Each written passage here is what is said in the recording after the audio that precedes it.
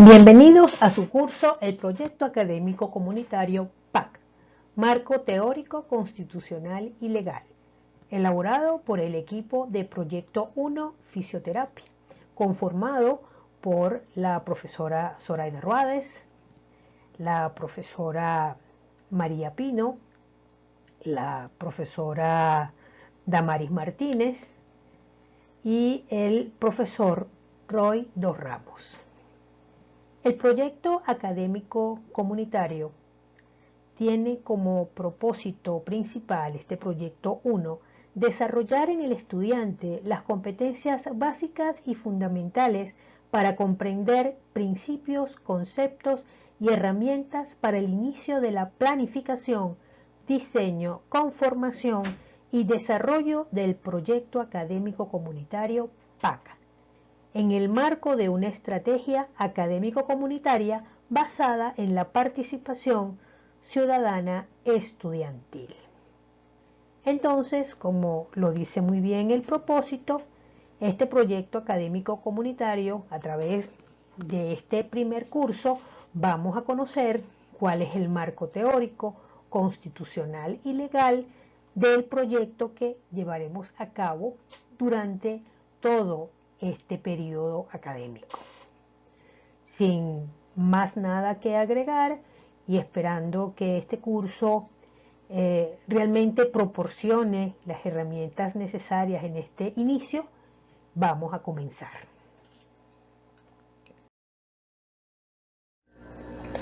Comenzamos por definir lo que es un programa nacional de formación.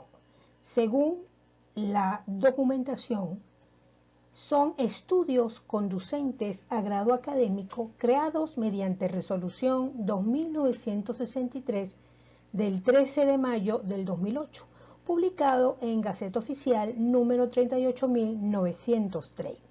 Entonces, lo primero que tenemos que rescatar de aquí es que el Programa Nacional de Formación conduce a un grado académico, es decir, te otorga la potestad, te otorga la posibilidad de obtener un título universitario. ¿Cuál es la finalidad? Transformar las áreas científica humanística con la intención de concebir el conocimiento de forma integral. Cuando la Universidad Venezolana formaba o tenía carrera, formaba profesionales a través de el modelo curricular de lo que era una carrera universitaria, realmente se preparaba al futuro profesional en el área, ¿ok? Con una formación bastante sólida.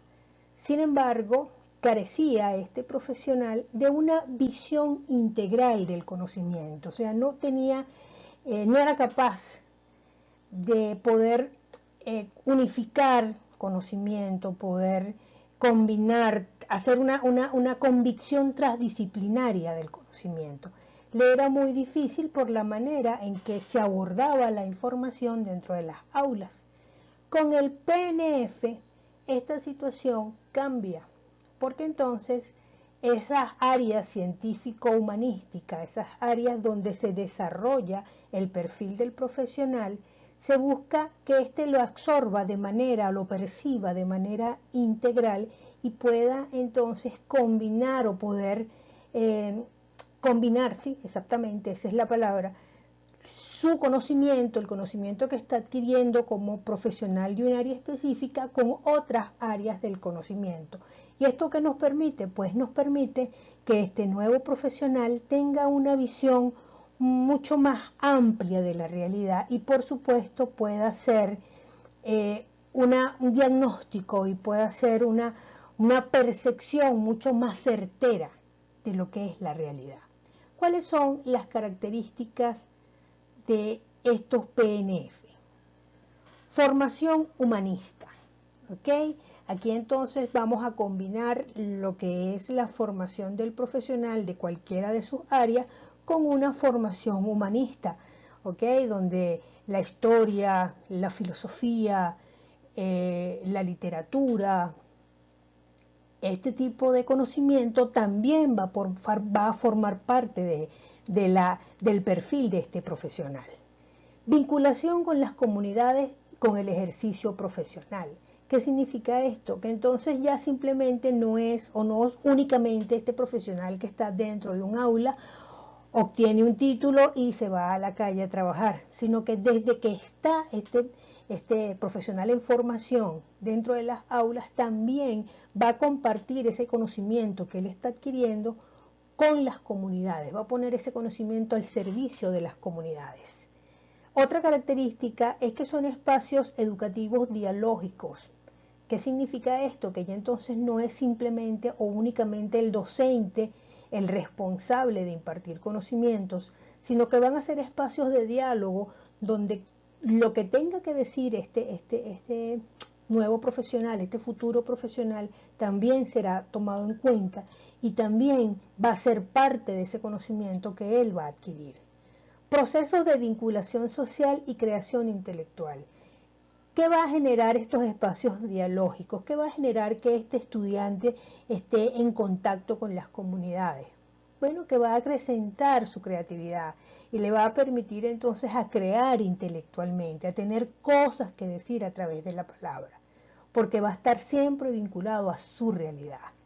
Modalidades curriculares flexibles, o sea, ya los espacios de clase no simplemente es un aula, no simplemente es un profesor frente a unos estudiantes dentro de un espacio cerrado, sino que cualquier espacio dentro de la universidad o fuera de esta es un espacio para compartir y para crear conocimientos.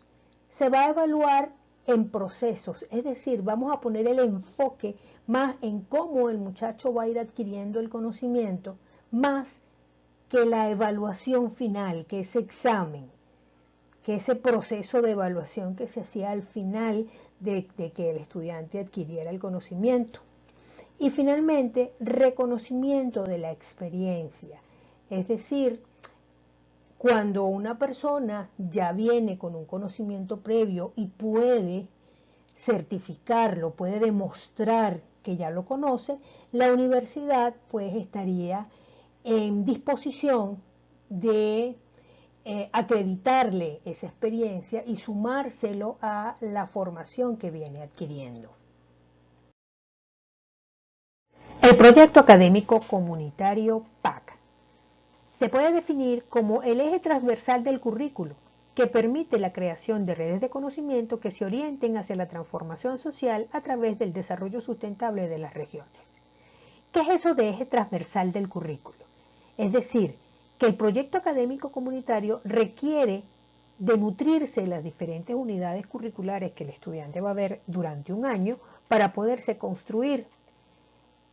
El estudiante a su vez va a nutrirse tanto de la información que va a obtener dentro del aula como de la información que va a obtener en su relación con las comunidades, de los diálogos que entable con compañeros, con otros profesores, con compañeros de otras áreas del conocimiento, de otros PRENEF, y eso va a generar una gran red de conocimiento que le va a permitir comprender mejor la realidad. Y al comprender mejor la realidad, entonces él va a ser un sujeto que va a llevar la transformación social a las comunidades, va a ser sujeto para transformar la manera en que esta comunidad ve la realidad. ¿Para qué?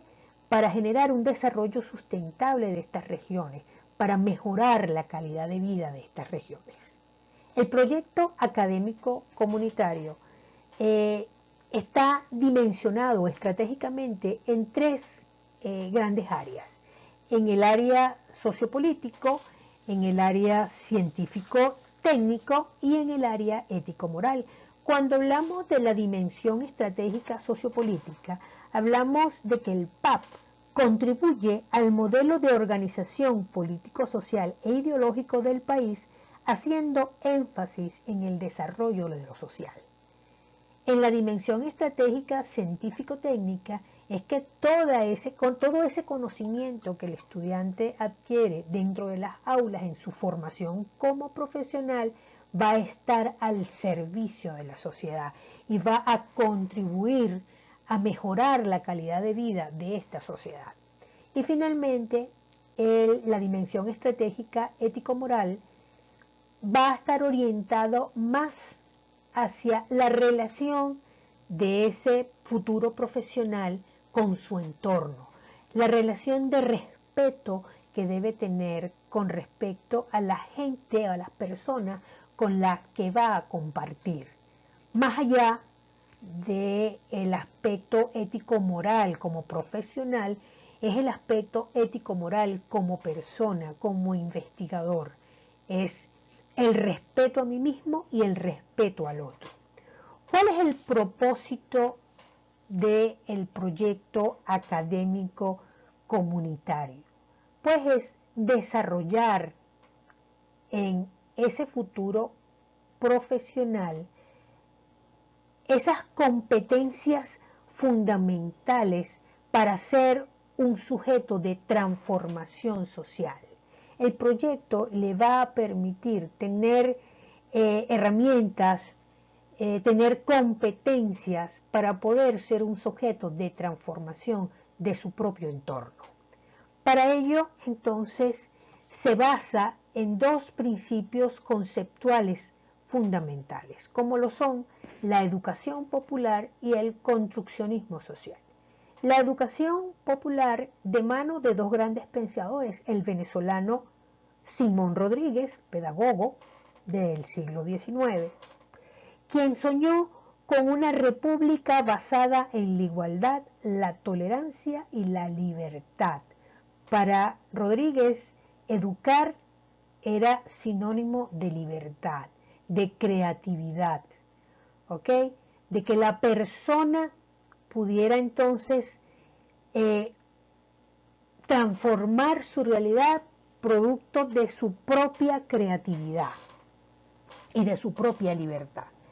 Y Pablo Freire, ¿ok?, pedagogo, abogado, filósofo brasilero, plantea que la educación son espacios de reflexión colectiva para elaborar alternativas dirigidas al desarrollo armónico de la persona, el cultivo de sus capacidades y un proceso de maduración integral mediante la problematización de su realidad para fomentar una conciencia crítica, ética y transformadora.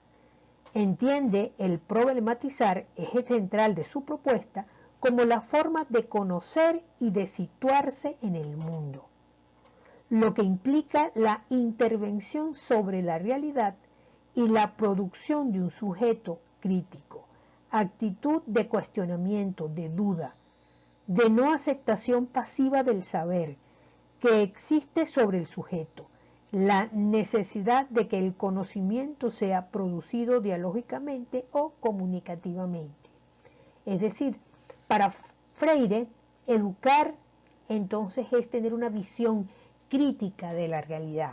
Educar no es simplemente recibir el conocimiento, es ponerlo en la crítica, es dialogarlo para reformarlo y para transformarlo. Con respecto al constructivismo social, tenemos entonces que se basa en procesos básicos. Por ejemplo, el proceso de aprender a aprender. ¿Qué significa esto? Que yo voy a aprender cosas para desaprender otras que ya no me funcionan y aprender otras que sí me van a funcionar. Aprender haciendo, entonces, es la formación integral, es aprender desde el servicio, aprender construyendo. Aprender a convivir, entonces, es a formarme como ciudadano, aprender a respetar al otro, aprender a saber que no estoy sola en el mundo, sino que estoy en correspondencia y en convivencia con otras personas. Aprender a ser es reafirmar mi yo, es ser responsable, es ser autónomo, es ser creativo, es ser tolerante, ¿ok? Es ser un sujeto solidario, respetuoso, abierto al cambio. Y finalmente, aprender a emprender, basado en la investigación e en la innovación como parte integral de la formación.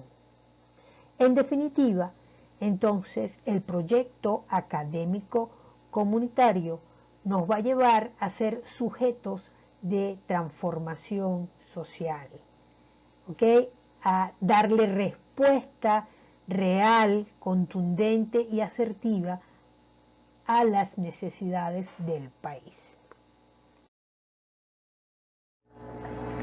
El proyecto académico comunitario, visto desde las dimensiones estratégicas, sociopolíticas, científico-técnicas y ética moral, tiene un amplio respaldo en nuestro marco jurídico vigente.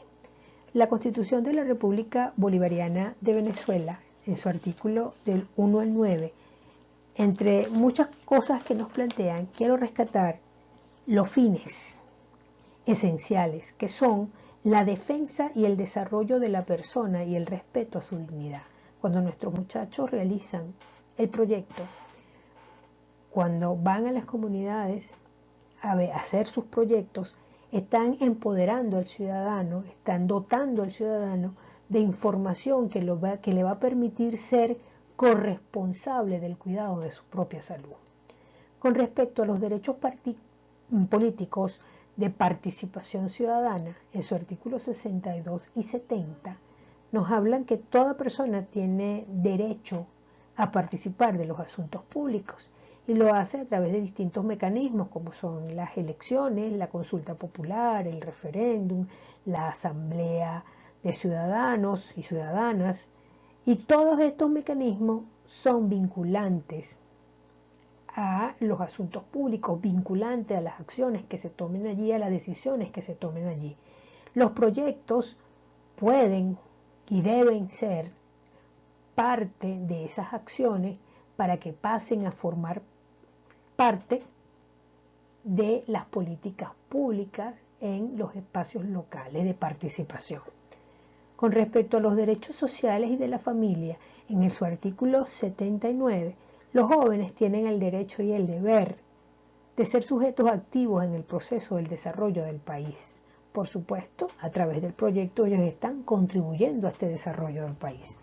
Con respecto a la discapacidad, que estas personas deben ejercer el pleno derecho de todas sus capacidades para ser autónomos e integrarse a la familia y a la comunidad, nuestros estudiantes, por ser futuros fisioterapeutas, tienen como bandera y tienen como tarea apoyar a estas personas para el desarrollo de todas sus potencialidades.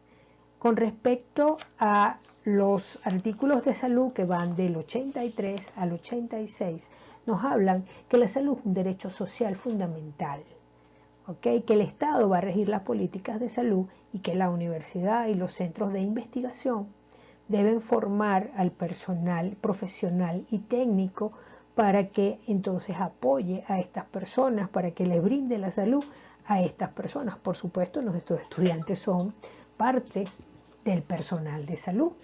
Con respecto a los artículos 102 y 103 referentes a los derechos culturales y educativos, pues nos hablan de que la educación es un derecho humano y un deber social fundamental. La educación también es gratuita. Esta educación debe ser solidaria, consciente y orientada hacia la transformación social. ¿Qué es otra cosa?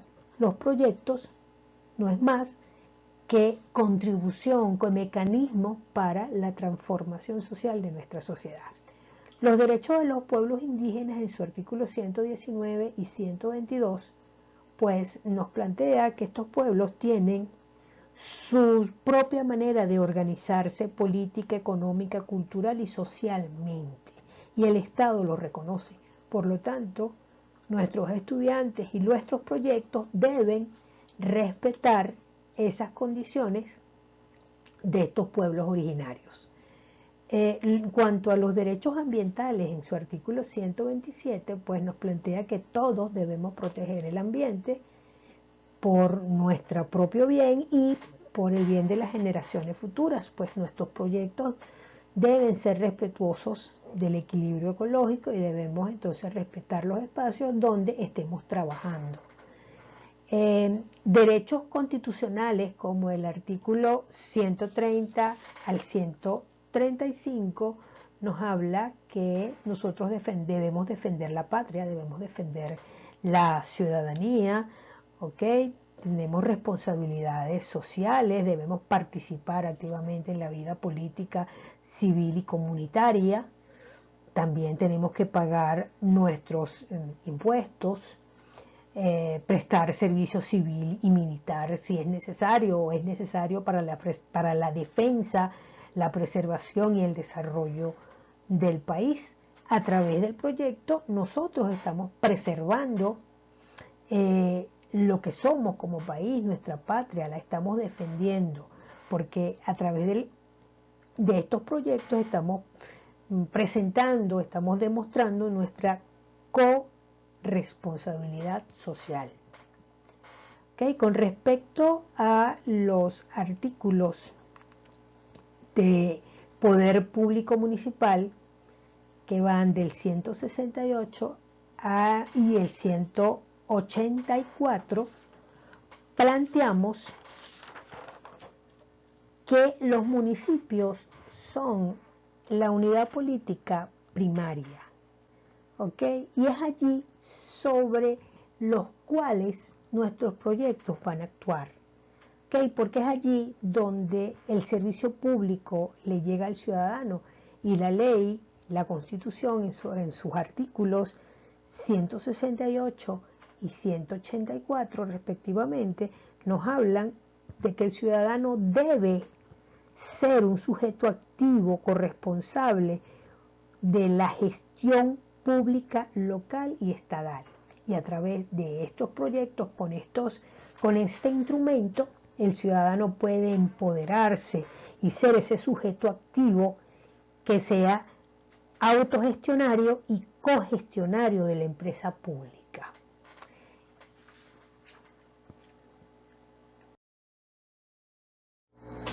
Continuando con el marco legal que sustenta el proyecto académico comunitario, tenemos la Ley Orgánica del Poder Municipal, que nos plantea que el pueblo debe tener una participación protagónica en la vida local, ¿okay? En la municipalidad, siendo esta la unidad mínima donde el ciudadano debe actuar.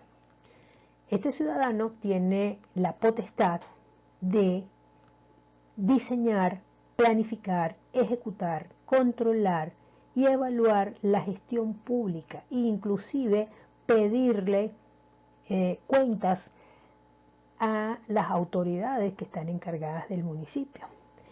También tenemos la Ley Orgánica de los Consejos Comunales, que nos habla del concepto, de los principios, de las definiciones de lo que es un consejo comunal, de la elección de sus miembros, del registro de los consejos comunales en la Comisión Local Presidencial del Poder Popular, de las funciones y el funcionamiento del Consejo Comunal y del Fondo Nacional del Consejo Comunal para el financiamiento de proyectos. Es bien importante ambas leyes porque en una nos queda claro y nos deja claro que el ciudadano debe participar de estos proyectos. El ciudadano tiene que ser partícipe de esas políticas públicas, de esos proyectos, de esos programas que lo van a beneficiar y que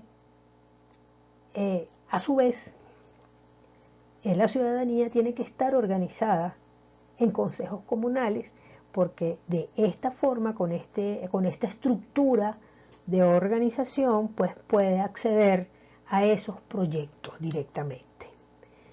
Luego tenemos la ley para las personas con discapacidad.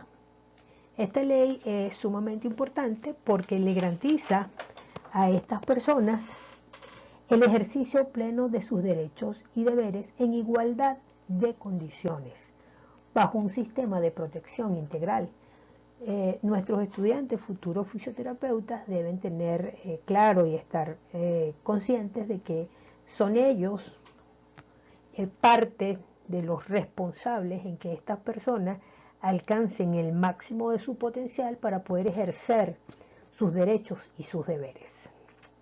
En cuanto a la ley del ejercicio de la fisioterapia, es sumamente importante también para los proyectos, porque la ley me dice que el fisioterapeuta debe participar en el desarrollo de planes, programas y proyectos de políticas públicas de promoción de la salud musculoesquelética y la habilitación, prevención y atención comunitaria de las personas con discapacidad. Entonces, a la hora de formular proyectos, nosotros tenemos que tener claro cuáles son nuestras responsabilidades como fisioterapeuta.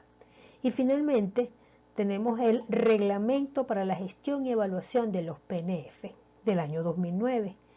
En estos artículos que mencionamos aquí, del 1 al 5, el 10, el 36 al 67, del 83 al 86, el 91 y el 92, pues me habla de la importancia del proyecto, de los ejes que conforman el PNF, de la estructura de este proyecto y de las formas en que se evalúan el proyecto. Bueno, en fin, esta presentación, este curso, nos muestra entonces cuál es el marco constitucional y legal de del proyecto académico comunitario y su importancia para la vida nacional, para la formación de ese nuevo ciudadano, de esa persona que debe ser participante protagónico de su propia vida pública, de su propia vida local, y cómo nosotros como universidad le vamos a proporcionar a ellos esas herramientas para poder entonces ejercer plenamente lo que se conoce como el poder popular. A continuación entonces vamos a explicarles la evaluación de esta primera unidad. Evaluación. Elaboración de una infografía. Si no sabes lo que es una infografía, pues recurre a internet y claramente allí te va a explicar lo que es una infografía. ¿Cuáles son las instrucciones? Por supuesto, visualiza el video. Organízate en grupos de 3 a 5 estudiantes máximo. Crea un grupo de WhatsApp, Telegram o cualquier otra plataforma que te permita interactuar en tiempo real. Seleccionado tu grupo a través de la interacción, organicen el trabajo aportando ideas. Todos los miembros deben participar en esa discusión. ¿Ok? Selecciona alguna plataforma de diseño para la elaboración de la infografía. Allí te dejo varias páginas, PowerPoint, Genially, Canvas, Publisher, entre otras. Elaborada la actividad, envíala al profesor de acuerdo a las indicaciones que éste te dé, anexando el capture de pantalla de las discusiones para su elaboración. ¿Okay? Que el docente entonces pueda ver que ustedes se organizaron previamente, cada quien hizo un aporte para la elaboración del trabajo final. Tenemos entonces el porcentaje, tenemos que la actividad en su totalidad tiene un valor de 25%, de los cuales 15 es la infografía, que es el producto, y 10 la discusión que ustedes van a generar para organizar y para construir ese trabajo. Bueno, sin más nada que agregar, deseándoles que esta unidad realmente les haya cubierto sus expectativas, y bueno, estamos a la orden, cualquier situación, cualquier cosa que necesiten.